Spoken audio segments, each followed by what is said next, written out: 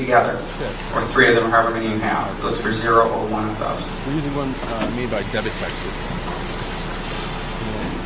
Smart cards. The metacharacters are really shorthand for character classes. Dot is the biggest. It matches any character, except in some tools, the newline. Perl is one of those tools. And that is important, although you can use it to search for a newline, as we'll see.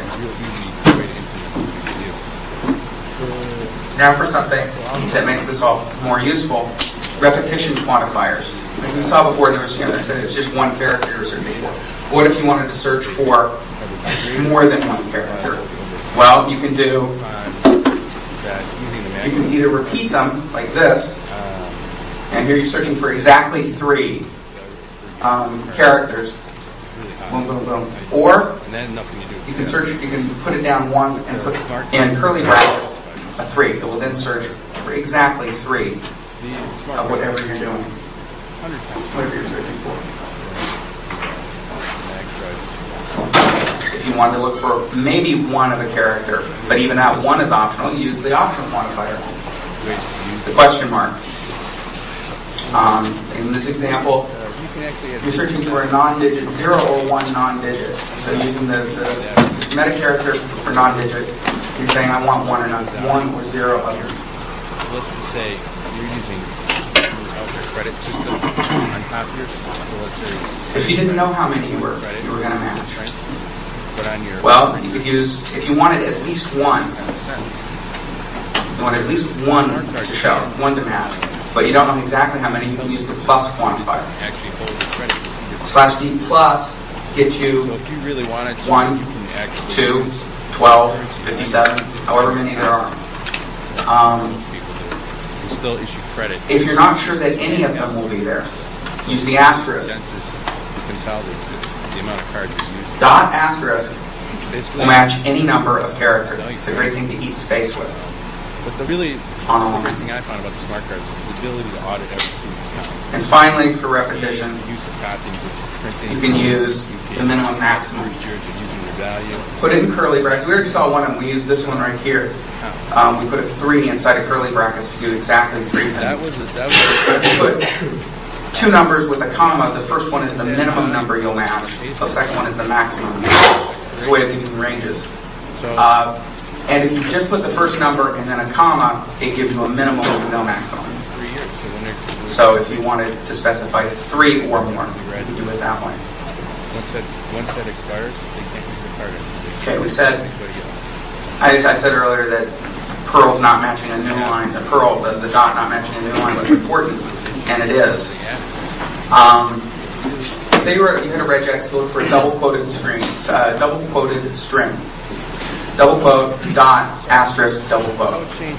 Okay, you think that would look for, find first a double quote, then any number of any character, followed by a double quote. If you were looking, let's see here. Yeah, it would match any double quoted string as long as it started and stopped on the same line. But consider this line. Dot star would match the entire line of Dan Elmer said I wanted more beer. It wouldn't match. Tom said, have you ever been in a Turkish prison? It might be more fun than it's more fun than you might think. Because there's a new line here. It would come along, it would see the star, say, okay, any character, as long as it can be, as long as the last one is followed by a double quote. It gets to here where the new line is. New line doesn't count as a character, and there's no quote. The regex fails. Basically, we just set it and forget it. To do this one, you would need a negative. You need to use a negative character class. Double quote, then not any character that's not a double quote. Star quantifier, which means as many of them as you can find, as long as it can be followed by a double quote. So then it would read it, pick it up here, new line, is it would hit the new line and it would say, well, new line is not a quote. We continue down here. We come to, well, there's a quote. So I'll stop here and it's followed by a double quote. So therefore the regex matches. Okay, does that make sense? Sure, sure. Okay, so if you've got, which one, the double name? I think the regex part, the regular expression. This part right down here? Okay, double quote, character class of not anything that's not a double quote, any character that's not a double quote. The asterisk is as many times, 0 or as many times as you can find, followed by a double quote. So it comes along, it picks up the first double quote. Checks each individual letter. That's another thing we'll go into a little bit more later on. When a regular expression does it, it checks itself each letter one at a time and moves from left to right. It picks up the double quote, keeps going. Each one of these is a character that's not a double quote. Gets to here where the new line is. Says the new line's not a double quote. So I'll continue on. These are all not double quotes. Each time it checks it. Here it gets to a double quote and says, okay, I have to stop. So the initial adding the character class, the not of what you're looking for, is the way to look for multiple for strings that cross lines. That's one way to do it. Think about regular expressions. One of the mottos of Perl is there's more than one way to do it. That definitely applies to regular expression. Now, one of the things we're not going to get into is optimization of regular expressions, because that is, I get very confused when I do it that way. You have to know a lot about how the regex extensions work. If I can nitpick, John, in sure. Perl, that wouldn't work. Yeah, that's what I was saying. I was just typing it in. What? Why not? Because it's not a question in Perl of it not matching the new line. It's a question of Perl's regexs extension only looking at a single line in scope. Unless you give it a /s clause. Well, this is it's a string being pulled in. I'm assuming we haven't got to the /s yet. Fine. Yeah, assuming a string. We'll get to that in just a minute. It would work. I'm just trying to explain the syntax. You might be able to piggyback off that. Okay, fun with parentheses. Parens can be used in a lot of different ways. You can use it to limit the scope of alternation, which we'll get to. We'll go through all of these. They can be used to group for quantifiers, for the quantifiers we've looked at. And they can be used to capture for back references, which is incredibly useful. Let's do the first one, alternation. The pipe character, metacharacter, is what you use to alternate. This example, I find it gray. Gray can be spelled with an A or an E, depending on if you're British more reliable or than American. This is one way to do it. G-R-A or E-Y. Use the parentheses to set off what's going to be alternated. You could, of course, also do it with a character class.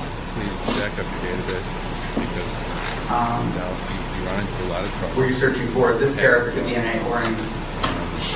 Another way of doing it is like here, if you're searching email funnels. The caret tells you, it's the beginning, look at the beginning of the line, look for from, subject, or date, followed by a colon. And that would pull up either from, colon, subject, colon, or date, colon at the beginning of the line. That's very different than this one without the parentheses. This one would pull from at the beginning of the line. Subject or subject anywhere in the line.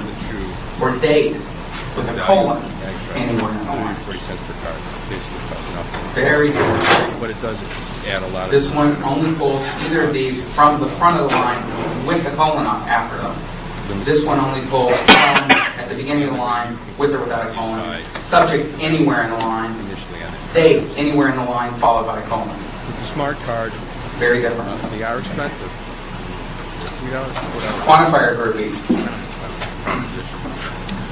If you were searching for a string that was 3 uppercase letters followed by a single number, all surrounded by single quotes, you could do this. A through Z, A through Z, A through Z, 0 through 9. It'd be a little bit. Quote, single quote in the end, single quote in the end. Well, what if you wanted, these were multiples on a line, and you wanted to match anytime you wanted to match if it happened more than once. You put parens around it and put the quantifier at the end. It's a lot less administration. That means this whole regular expression, I think a lot of one time, or two times, or three times, or so on. You can control the account. You can also use the usage. You can control parens to backtrack. That made me happy. I like that better. Yeah. These parens don't have anything to do with how the regular expression functions. It's grouping things so that you can refer to certain parts of the regular expression later. Either later in the regular expression, or if you're doing like a Perl split, it would be if you wanted to replace something. Not quite there. For here, for example, here you're looking for this regular expression right here.